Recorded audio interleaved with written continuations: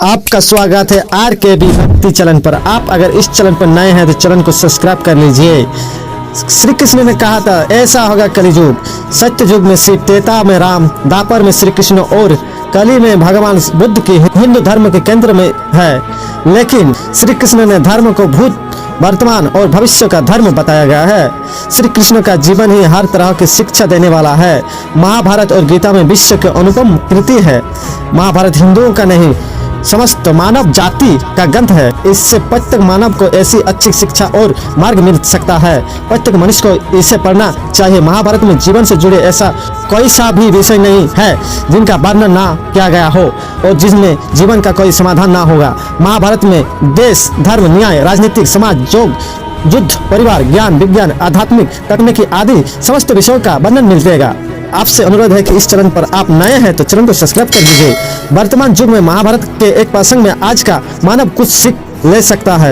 यह प्रसंग उस वक्त का है जबकि पांचों पांडव को वनवास हो गया था।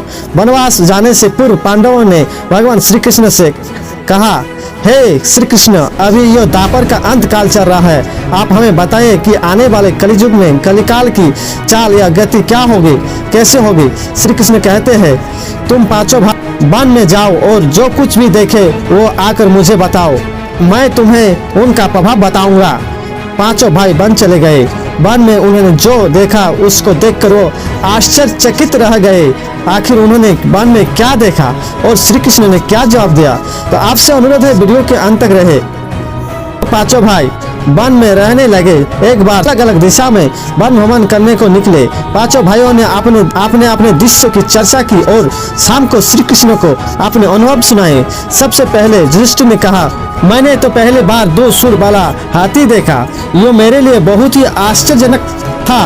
तब श्री कृष्ण कहते, हे धर्मराज, अब तुम कलिकाल की सुनो। कलिकाल में ऐसे लोगों का राज होगा जो दोनों ओर से शोषण करेंगे, बोलेंगे कुछ और करेगा कुछ, मन में कुछ और कर्म में कुछ। ऐसे ही लोगों का राज। युधिष्ठिर के बाद अर्जुन ने कहा कि मैंने जो देखा वो तो उससे भी ज्यादा आश्चर्यजनक था।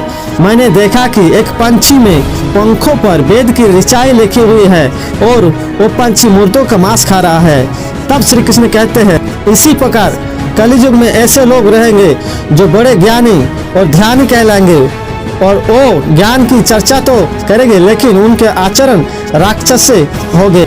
बड़े पंडित और विद्वान कहलाएंगे किंतु वो वही देखते रहेंगे कि कौन सा मनुष्य मरे और हमारे नाम से संपत्ति कर जाए। हे अर्जुन, जवाब के बाद भीम ने अपना अनुभव सुनाया। भीम ने कहा कि मैंने देखा कि गाय अपने बछड़े को इतना चाटती है कि बछड़ा लहूलुहान हो जाता है।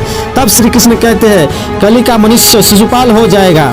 कली युग में बालकों के लिए ममता के कारण इतना करेगी कि उन्हें अपने विकास का अवसर नहीं मिलेगा। मोह माया में ही घर बर्बाद हो जाएगा।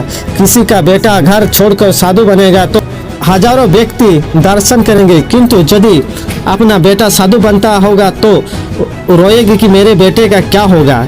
इतनी सारी ममता होगी कि उसे मोह माया और परिवार में ही बांध कर रहेगी और उनका जीवन वही खत्म हो जाएगा। अंत में बेचारा अनाथ होकर मरेगा। वास्तव में लड़के तुम्हारे नहीं है, वो तो बहू की अमानत है। लड़कियां जमाइयों की अमानत है और तुम्हारा यही शरीर मृत्यु की अमानत है। तुम्हारे आत्मा पर आत्मा की अमानत है। तुम अपने स्वागत संबंध को जान लो बस। भीम के बाद सौदम ने पूछा, हे कृष्ण, मैंने जो देखा उनका कोई मतलब है। मैंने यह देखा कि 5 से 7 भरे कुओं के बीच का कुआं एकदम खाली है, जबकि ऐसा कैसे संभव हो सकता।